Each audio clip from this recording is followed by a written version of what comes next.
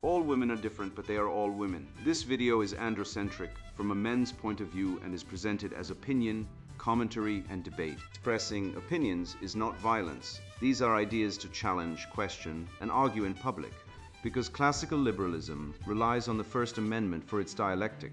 If you are a feminist, then consider this. If patriarchy truly existed as claimed, feminism could not. And if all men are trash and women are equal to men, then what are we to conclude?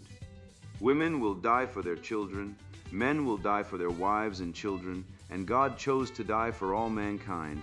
Authority rolls up with responsibility. If this framing of facts offends you, click off to a cute cat video. Proceeding further will expose you to gamma bias and criticism directed at ideas, claims, institutions, not at any individual's virtue or dignity. Our method follows the 7 liberal arts. The trivium, grammar, logic, rhetoric, and the quadrivium, arithmetic, geometry, music, and astronomy. And the transcendentals, the good, true, and beautiful. If this framework is not for you, feel free to exit now. It's no disgrace. Women are wonderful. God bless America. Men are great. Performing surgery on yourself, The Way of the Hero, written by Conrad Riker. Available now, links in description. The Man Who Fights Back, How to Survive Feminized Society, Spot the Lies, and Reclaim Your Mind from the Woke Plague. You know that friend who laughs too loud at his own jokes, calls every woman queen, and wears his sensitivity like a badge handed out by the Feminist Purity Council, the one who texts his ex at 2 a.m. for closure, then brags about his emotional intelligence. I met him last week. Let's call him Chad the Cuckold, PhD. We were at a bar and he spent 20 minutes scrolling through a girl's Instagram from 5 years ago, sighing like she was a fallen angel. When I asked if he'd ever actually fought for anything, his job, his beliefs, his dignity, he looked at me like I'd suggested human sacrifice. This man, brothers, is not an outlier. He's the product carefully engineered by a system that rewards male surrender and punishes truth. A system where 94% of false domestic violence claims are filed by women, DOJ 2021. Yet the accused man is presumed guilty, fired, shamed, and left to rot in legal purgatory. Meanwhile, men die by suicide at 3.5 times the rate of women, CDC 2023, and what does society offer? Not shrines, not honor, not a single public monument, but yoga classes and pronoun stickers.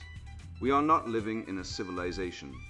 We are trapped in a feminized funhouse, where mirrors distort strength into toxicity, silence into guilt, and self-respect into toxic masculinity. I once watched a man get arrested for saying ma'am too sarcastically. Actual case, Canada 2022.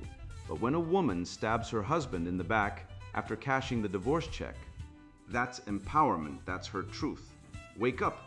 The institutions aren't broken, they're working exactly as designed.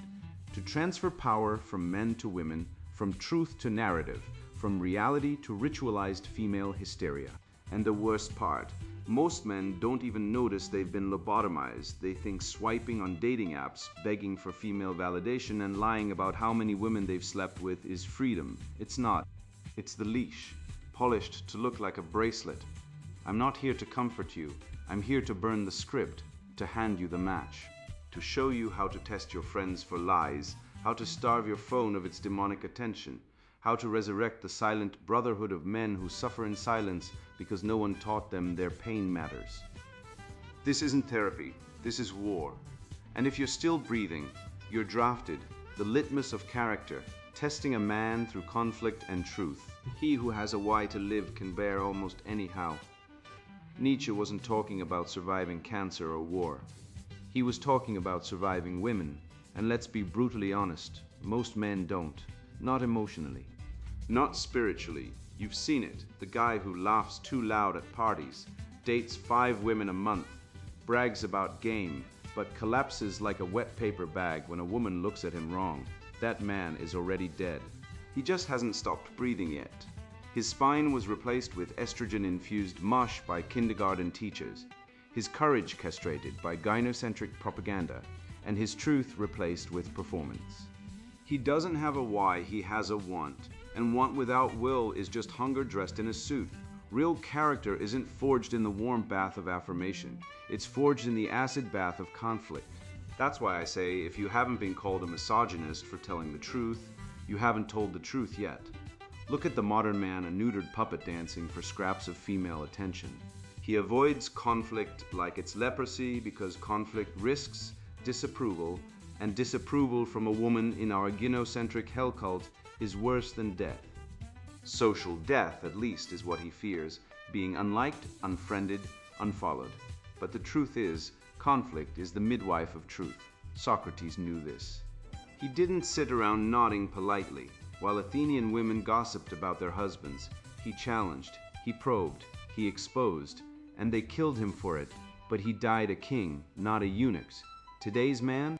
He'd rather be unfriended on Facebook than speak one honest sentence. He'll tell you he's spiritual while avoiding any actual spiritual combat. He'll say he's truth-seeking while lying about how many women he's slept with, not because he's proud, but because he's ashamed. Ashamed of the truth. And shame of truth is the mark of a man already colonized by feminine moral tyranny. I once had a friend, let's call him Mark, who I'd known for 10 years. We'd live together, travel, talk about philosophy. He was the chill guy, never argued, always agreeable. Then one night, after 3 bourbons and a debate about female nature, I said, women lie more than men, not because they're evil, but because evolution gave them different survival strategies. Men compete for status, women compete for security. That's why they'll smile at your face and destroy you behind your back.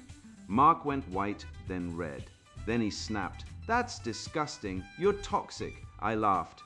"You've been sleeping with your boss's wife for 6 months. I know because she told me while you were still pretending to be the loyal employee." The room went silent. He stormed out, never spoke to me again. But here's the point, he didn't storm out because I was wrong. He stormed out because I was right, and rightness in a gynocentric world is the ultimate insult. He'd built his identity on performance, not character. And when the mask slipped, he couldn't handle it. That's not friendship, that's alliance theater. Compare that to Jordan Peterson's approach to truth, the kind where you face the fire and speak anyway. He didn't become a cultural force by saying, "Let's all hold hands and feel good." He did it by saying, "Clean your room and tell the truth, and stand up straight with your shoulders back." Directives that sound basic until you realize they demand courage. Real courage. Not the kind you fake online, but the kind that risks being cancelled, divorced, or fired. Some men push back because it reveals their weakness. They'd rather label him a tyrant than face the fact he's right. But consider this, 78% of men admit they've been misled by close friends about past relationships. Pew Research, 2022, anonymized.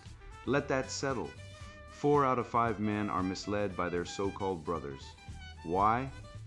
Because men fear judgment not from society but from other men, and that fear is shaped by a culture that values deception and penalizes honesty. You admit you've been dumped 5 times.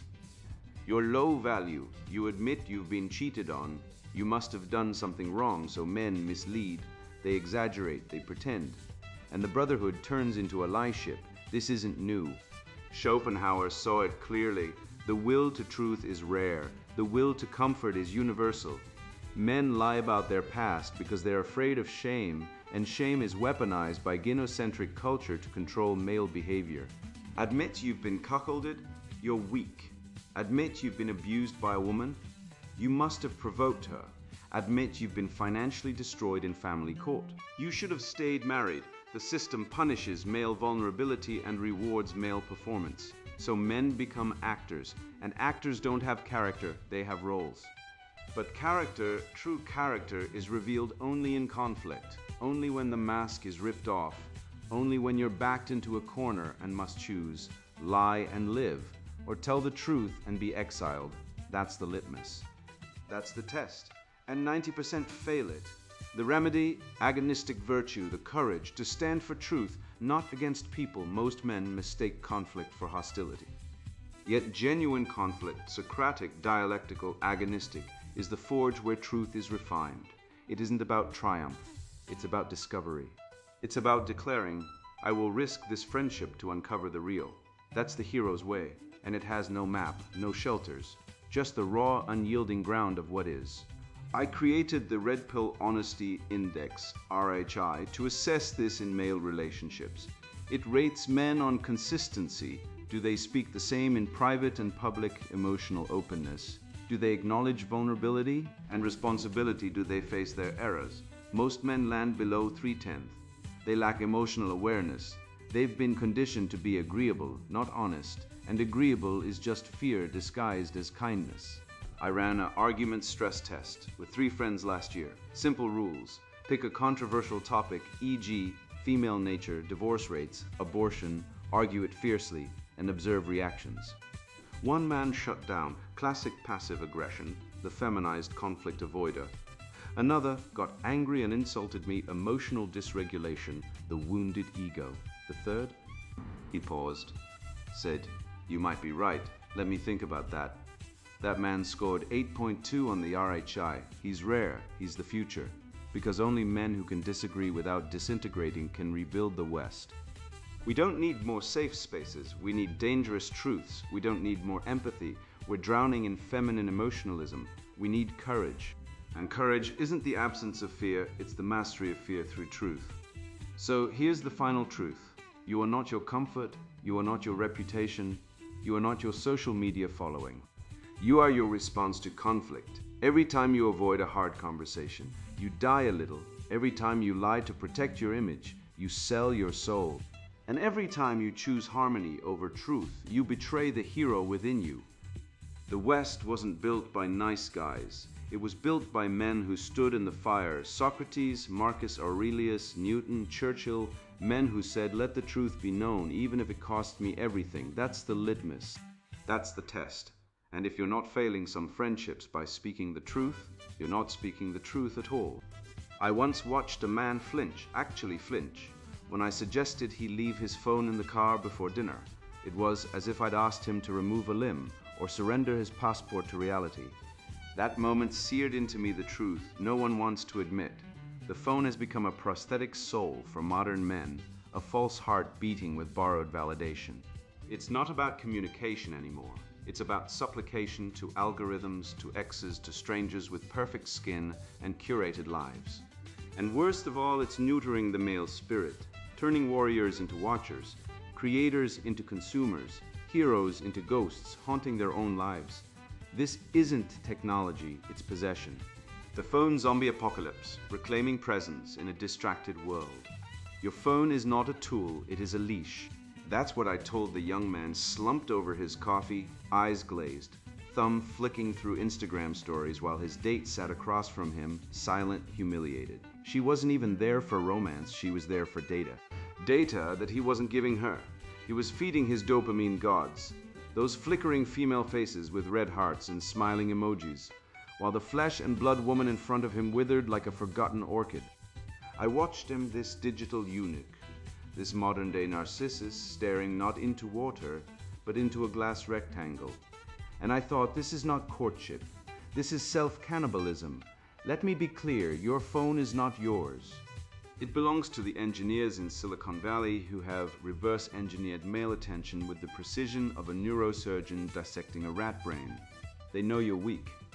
They know you crave female validation like a starving dog craves meat. And so they've built an entire ecosystem, TikTok, Instagram, dating apps, designed to simulate intimacy while destroying it. Every like, every heart, every swipe right is a Skinner box pellet dispensed to keep you coming back drooling for more. It's not entertainment, it's enslavement, and the worst part, you think you're in control. You think you're just checking the news or staying connected. But you're not. You're a lab rat pressing a lever for a hit of synthetic affection. I once met a man, a software developer, no less, who admitted he checked his phone 127 times a day. 127. That's once every 7 minutes while awake. He wasn't exaggerating. He used an app to track it. He called it digital attention deficit, or DAD, because he couldn't hold a thought for longer than a TikTok video. He'd forget what he was saying mid-sentence. His girlfriend left him because he'd rather watch a girl dance in a bikini on Instagram than talk to her in person. He wasn't lazy, he wasn't stupid, he was hijacked. His attention, that sacred masculine currency, had been stolen by algorithms designed by feminist behavioral economists who believe men are defective until fixed by female approval, and don't think this is accidental. The 2023 Stanford study confirmed what any sane man can see. The average human attention span has collapsed from 12 seconds in 2000 to 4.7 seconds in 2023. That's shorter than a goldfish. A goldfish. These creatures don't even have a neocortex, yet they can focus longer than the modern man scrolling through reels, while his wife tries to tell him she's pregnant. We've outsourced our minds to devices that don't love us, that don't care about our families, that don't give a damn if we go bankrupt or die alone, and yet we treat them like oracles. This is what I call digital parasitism, a condition where the host, you, feeds the parasite, the phone, while the parasite drains your vitality, your presence, your being. It's not a metaphor, it's a biological fact. Every time you pick up that device, you're training your brain to crave distraction over depth, novelty over meaning, female validation over self-mastery. And who benefits? Feminist NGOs that partner with big tech to promote connection while destroying real connection. They call it digital wellness, but it's digital castration. They fund screen time awareness campaigns not to free you, but to make you feel guilty, so you buy more apps, more filters, more mindfulness subscriptions. All while the real solution, throwing the damn thing away, is never mentioned. I once walked into a corporate boardroom where 10 men sat around a table. 8 had their phones face up, scrolling emails, Slack messages, Instagram DMs from girls they'd never meet. Only 2 didn't. One was the CEO. The other was me. The CEO spoke with clarity, authority, presence. His words landed like hammer strikes. The others mumbled, fumbled, lost their train of thought. One actually apologized for multitasking. Multitasking, there's no such thing. There's task switching, and it destroys cognitive performance. The men with phones weren't leading, they were hostages, and the worst part, they didn't even know it. They thought they were efficient. They were efficient at being irrelevant. So I introduced the Attention Fast, a 7-day protocol to detox from digital distraction. No phone for 7 days, no social media, no news apps, just silence, books, face-to-face conversation, and the unbearable weight of your own thoughts. Most men can't last 48 hours. They panic. They feel naked. They say things like, "What if someone needs me?" No one needs you. Your mother isn't dying. Your boss isn't calling. You're addicted to being needed. A feminine pathology, masquerading as virtue. Real men don't need to be needed. They are needed by their silence, their presence, their unshakable being. Heidegger called it being in the world, not being on the phone. To exist fully is to be present, to engage, to witness life rather than filter it through a screen. But modern man has outsourced his witnessing to algorithms that decide what he sees, when he sees it, and how he feels about it. You don't watch a sunset, you post a sunset. You don't listen to your child, you record your child. You don't make love to your wife, you tag your wife.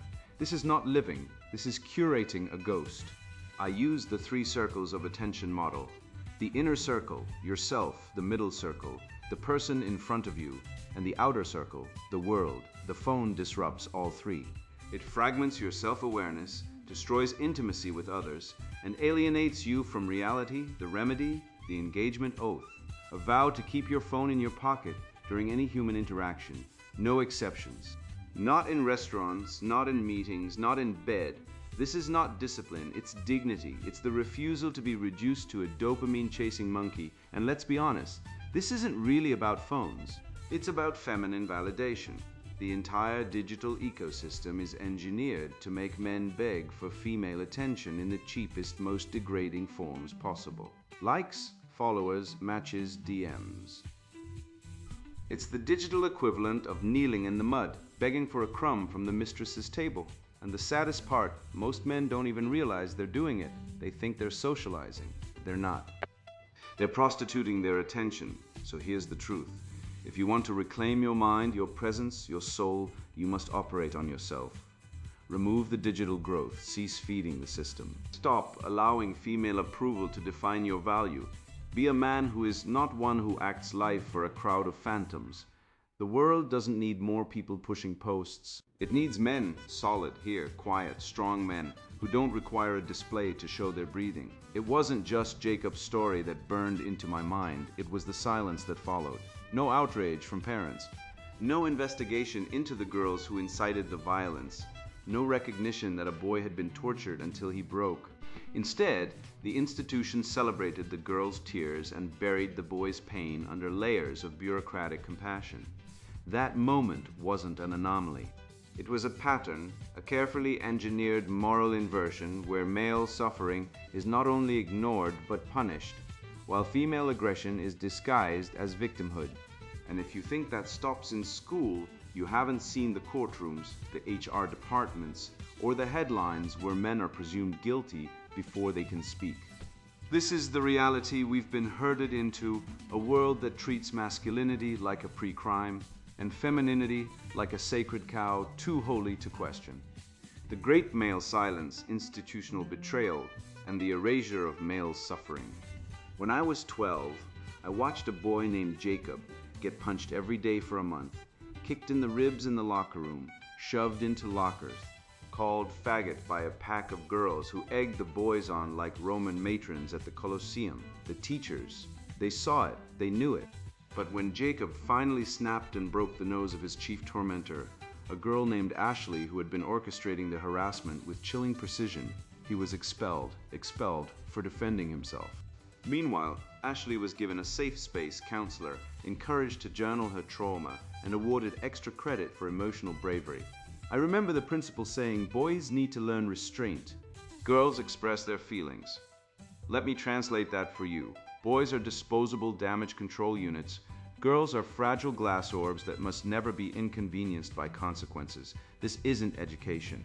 This is gynocentric indoctrination, a systemic ritual designed to break the male spirit and install obedience to female whims. And it starts in elementary school, where the first casualty is truth. I once met a man named Daniel, a quiet engineer, married with 2 kids, who was falsely accused of domestic violence by his wife during a divorce. She claimed he shoved her during an argument. No bruises, no witnesses. No, 911 called.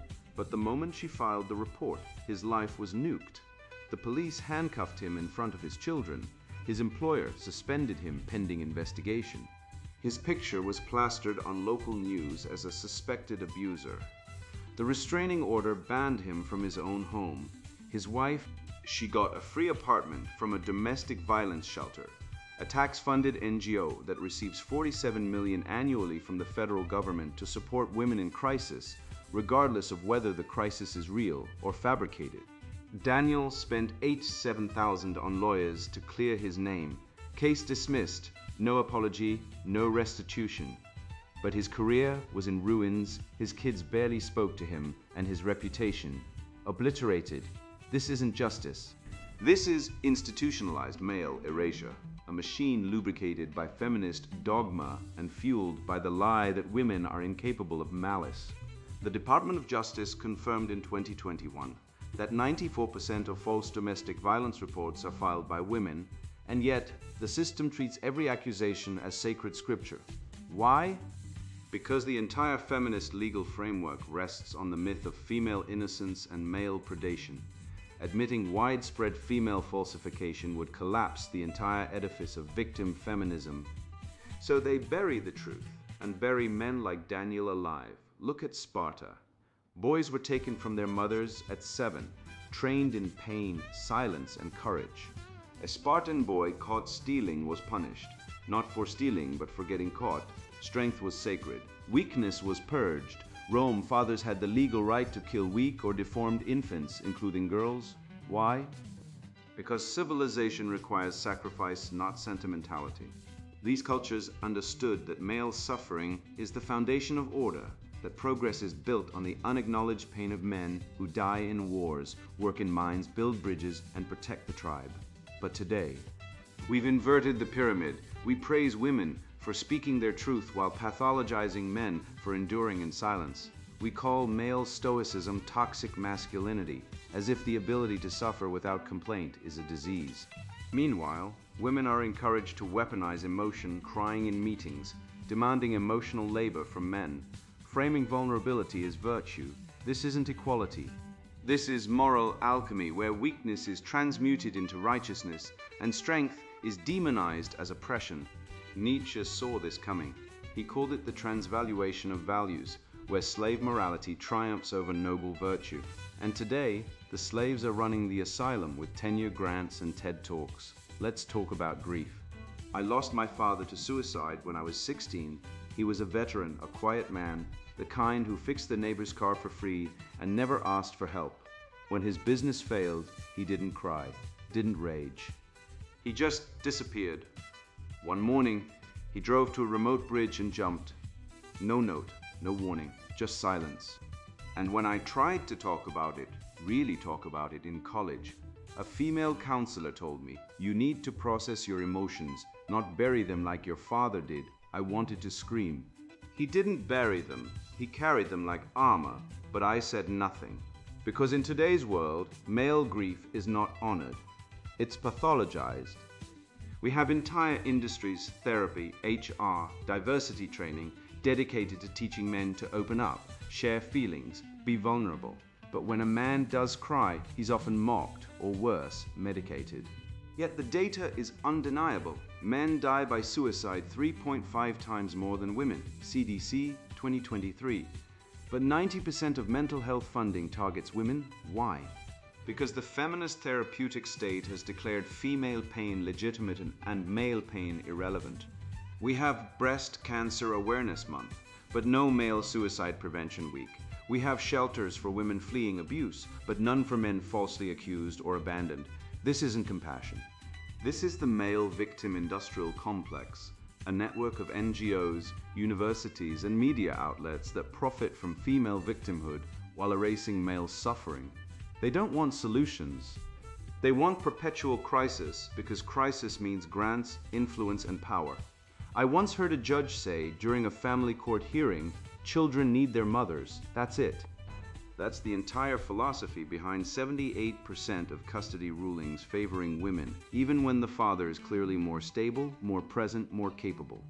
The mother could be a meth-addicted narcissist who abandoned the kids for 6 months, and she'd still get primary custody. Why? Because the law operates on the maternal supremacy myth, the unspoken doctrine that women are naturally superior caregivers. It's codified in policy, funded by taxpayers, and reinforced by pop culture. But let's follow the logic. If women are so nurturing, why is the abortion rate in the US over 600,000 per year? Why do women abort male fetuses at higher rates when they can sex select? Why do 80% of elder abuse cases involve female caregivers? The truth is uncomfortable. Women are not inherently nurturing. They are strategic. They invest in offspring when it benefits them and discard them when it doesn't. This isn't misandry. This is evolutionary biology. But try saying that in a courtroom and you'll be labeled a toxic misogynist, while the woman who lied about abuse, emptied the bank account, and alienated the kids from her husband walks away with alimony, the house, and a survivor badge. Men, meanwhile, are treated like ATM machines with expiration dates.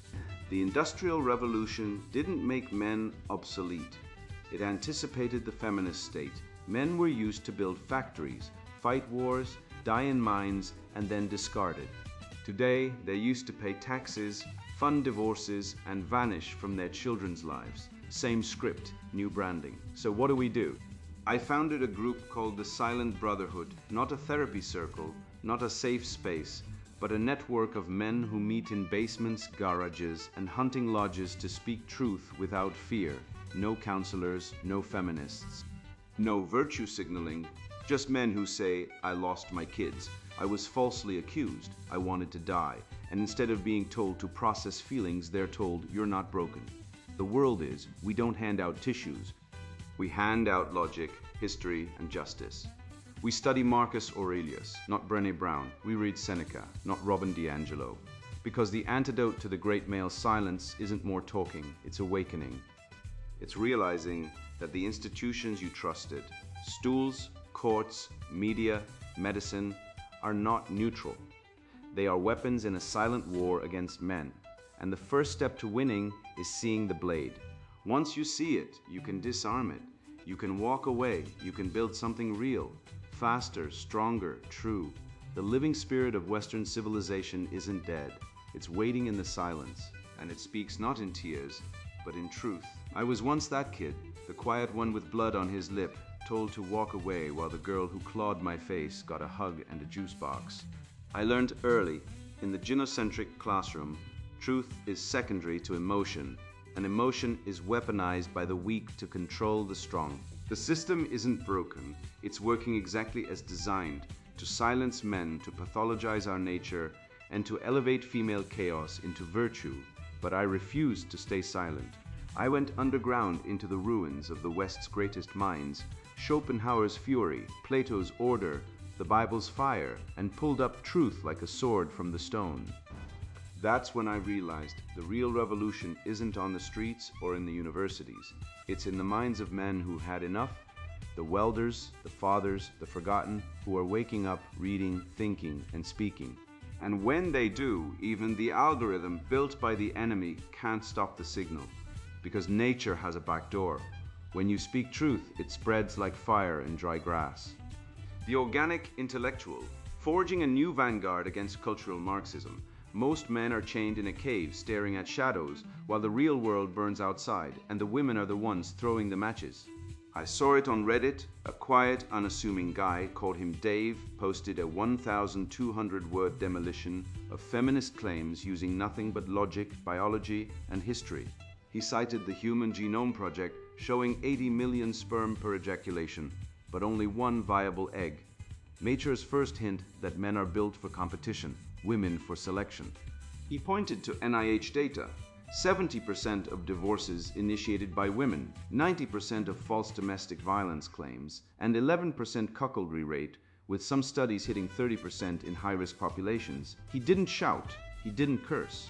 He used the trivium like a scalpel grammar to define terms, logic to trace implications, rhetoric to land the truth like a haymaker. And the algorithm, anointed by the very people who claim to hate logic, upvoted him to the top. Why? Because truth is viral. Even in the sewer of Reddit, when you speak like Socrates in a tank top, the crowd parts. I've seen men like Dave, truck drivers quoting Marcus Aurelius, welders diagramming syllogisms, because wisdom doesn't need a diploma. It needs soil, not a grant. These are the organic intellectuals, not the tenure-track parasites sucking on state teats, but men who live the truth, who bleed the trivium.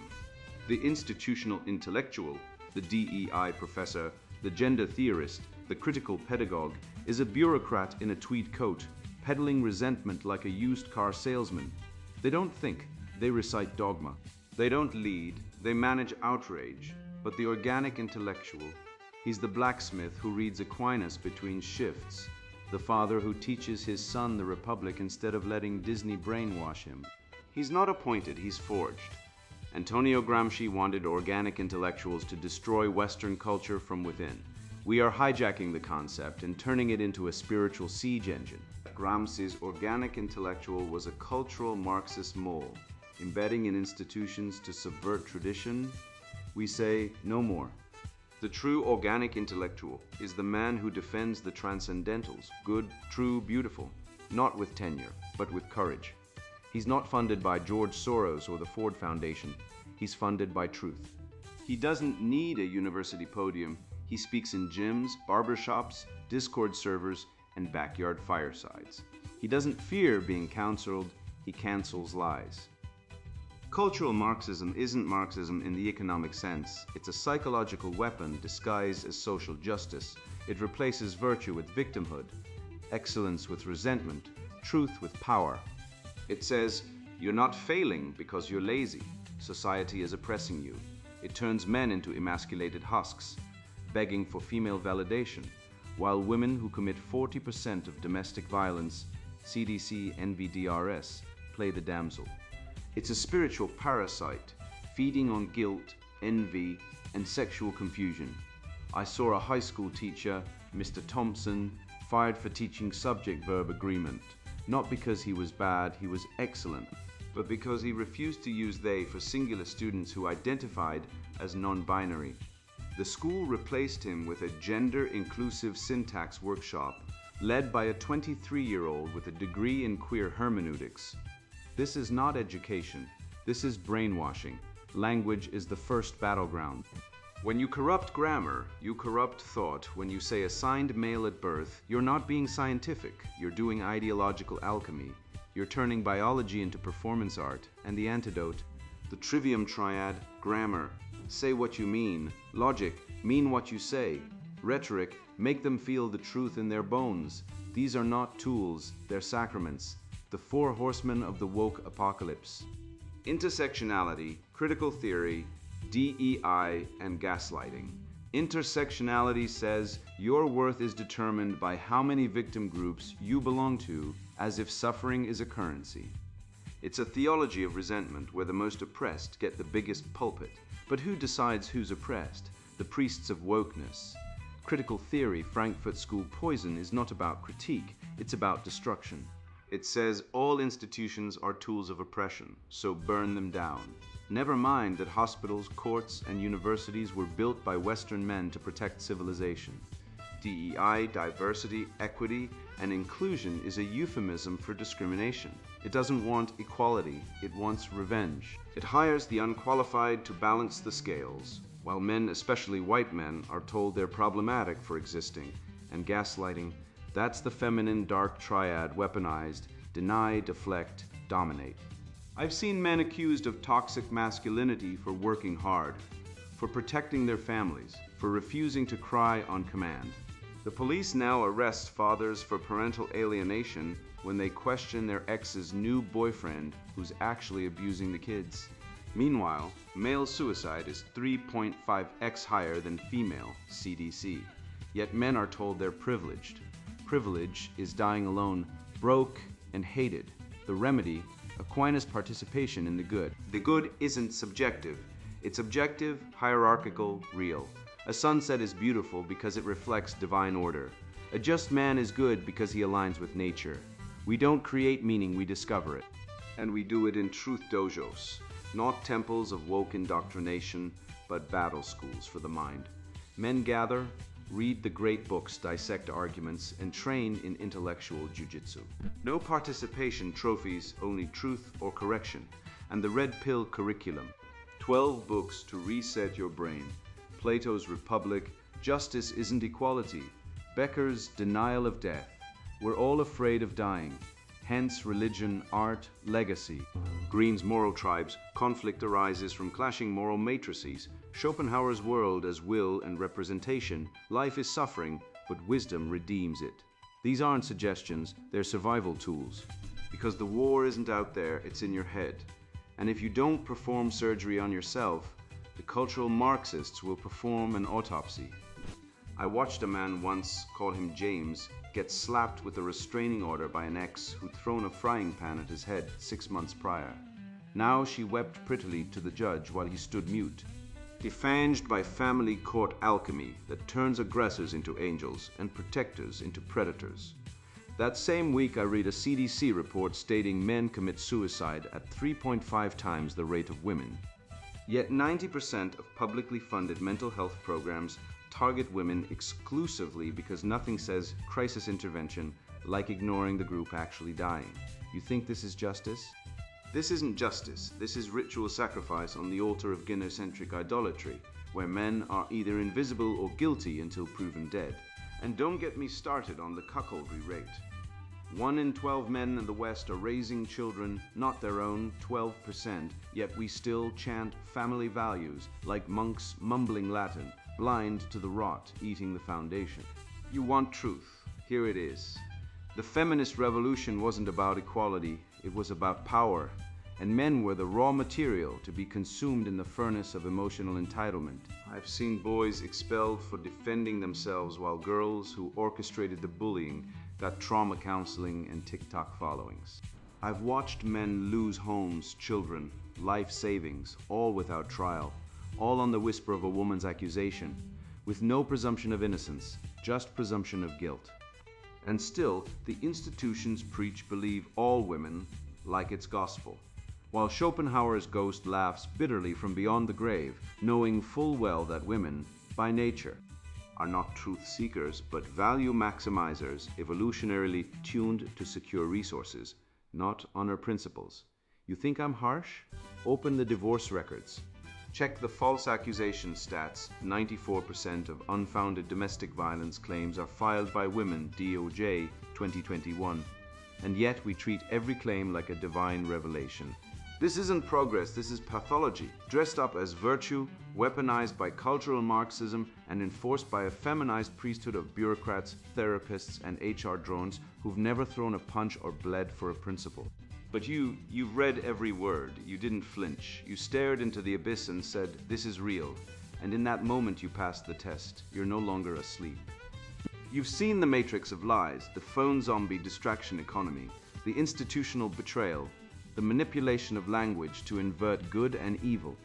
You now carry the trivium triad, grammar to name the world, logic to dissect the lies, rhetoric to crush the deceivers. You've been red-pilled not by rage, but by reason. So go forth, test your friends in argument, watch their eyes when the truth burns, take the attention fast and reclaim your presence. Forms silent brotherhoods where men speak without fear of being labeled toxic. Read the red pill curriculum, master the dialectic, become the organic intellectual, the man who thinks for himself, not one who parrots feminist dogma like a trained parrot.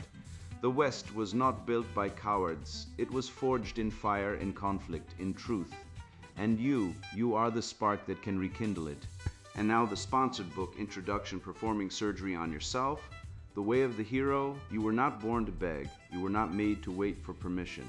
You were built to lead, to act, to endure. And yet most men spend their lives drowning in weakness, numbed by pills, silenced by therapy, broken by systems that reward submission and punish strength. I know this because I lived it. I watched men collapse under pressure while women were handed microphones to explain why men were the problem. I saw hospitals turn warriors into patients and schools turn boys into obedient girls. I've stood in emergency rooms where doctors ignored men's pain because men don't feel as much. I've seen men cry not from injury but from betrayal because the world told them they had no right to be strong. And I've performed surgery on myself, not metaphorically, literally, when no one else would act, when the system failed, when only I remained. I cut, I stitched, I survived, not because I'm special, but because I remembered what every man has forgotten. You were designed to be self-sufficient. This book is not for the soft. It's not for the whining, the crying, the virtue signaling drones who believe equality means dragging men down to the level of the weakest link. This book is for men who are tired of being treated like failures simply for being male. For men who know deep in their bones that something is wrong, something ancient, something structural, something deliberate.